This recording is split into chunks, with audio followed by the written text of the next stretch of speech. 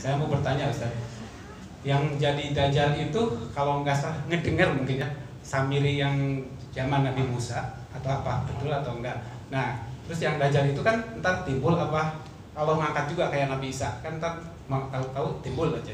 Saya mohon penjelasannya. Ada yang berpendapat demikian, bahwa Dajjal itu adalah sosok Samiri, bahkan lebih jauh lagi ada yang bilang itu sosok Yudas Iskariot juga, ya kan, yang adalah diserupakan wajahnya dengan Isa alaihissalam sehingga jadi salib, padahal dia bukan Isa alaihissalam. Itu semua pendapat-pendapat yang menurut saya nggak bisa saya pegang.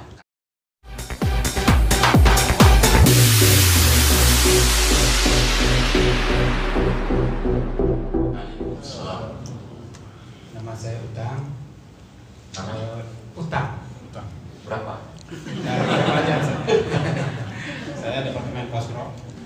Saya mau bertanya Ustaz, yang jadi Dajjal itu kalau nggak salah ngedengar mungkin ya Samiri yang zaman Nabi Musa atau apa, betul atau enggak? Nah, terus yang Dajjal itu kan ntar timbul apa Allah ngangkat juga kayak Nabi Isa, kan ntar tahu-tahu timbul aja. Saya mohon penjelasannya. Dijawab langsung atau ditunggu? Langsung aja. Baik. Jadi bahwa Dajjal itu adalah sosok Samiri yang muncul di zaman Nabi Musa alaihissalam, yang menyesatkan Bani Israel dengan memproduksi sebuah berhala dalam bentuk sapi emas ya, yang bisa berbunyi itu. Saya nggak tahu nasnya, saya nggak tahu dalilnya, ya. Ada yang berpendapat demikian memang bahwa Dajjal itu adalah sosok Samiri, bahkan lebih jauh lagi ada yang bilang itu sosok Yudas Iskariot juga, ya kan, yang adalah diserupakan wajahnya dengan Isa alaihissalam sehingga jadi salib, padahal dia bukan Isa alaihissalam. Itu semua pendapat-pendapat yang menurut saya nggak bisa saya pegang karena tidak ada nas, tidak ada dalil yang menyatakan hal itu. Gitu.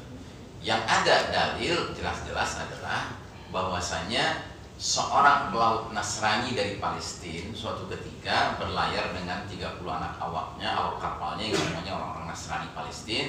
Terus mereka diterpa ombak badai selama 1 bulan, diombang-ambingkan oleh ombak badai sampai terdampar di sebuah pulau, entah di mana, pulau kecil, ya kan. Sesampainya di pulau itu mereka ketemu dengan laki-laki yang terikat tangannya begini dan terikat kakinya dari lutut sampai mata kakinya, tapi nggak terbungkam, jadi dia bisa bicara. Nah, ketika mereka ketemu laki-laki ini langsung bertanya, apakah Danau Tiberias ada airnya? Danau Tiberias itu danau di Palestina. Dijawab sama pimpinan awak kapal ini, namanya Tamim Ad-Dari, ya kan? Oh, airnya banyak. Terus kata dia, ketahuilah sebentar lagi airnya akan habis. Gitu. Jadi aneh juga, dia nanya, tapi terus dia ngasih ramalan apa yang bakal terjadi. Terus dia tanya lagi, apakah kurma Baisan masih berbuah? Baisan itu nama desa di Palestina juga. Mereka jawab, oh buahnya banyak, kurmanya banyak. Nah, sebentar lagi dia tidak berbuah lagi. Terus dia tanya lagi, apakah mata air Zuhor masih menghasilkan air? Mereka bilang, oh masih, dan orang masih bercocok tanam, masih memanfaatkan airnya, begitu kan. Nah, dia nggak komentar tentang itu.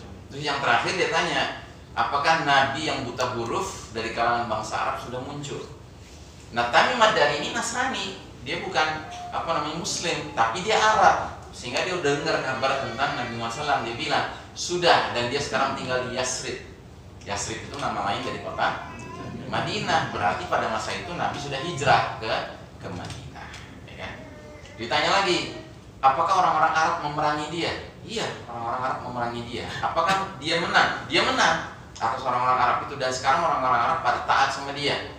Terus kata si laki-laki ini, itulah yang baik buat mereka mentaati Nabi tersebut. Gitu.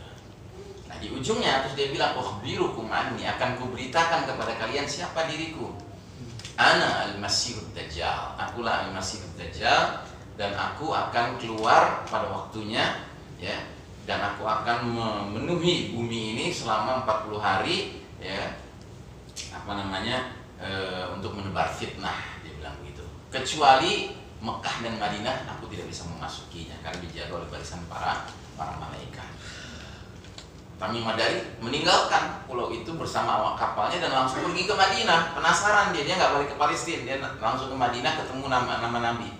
Dia ceritakan ke Nabi apa yang dia alami, terus Nabi langsung membenarkan, engkau telah ketemu dengan jadi itu yang saya tahu tentang Dajjal. Tapi bahwasanya Dajjal itu adalah alias Samiri, alias Yudas Iskariot, itu semua nggak ada nasnya.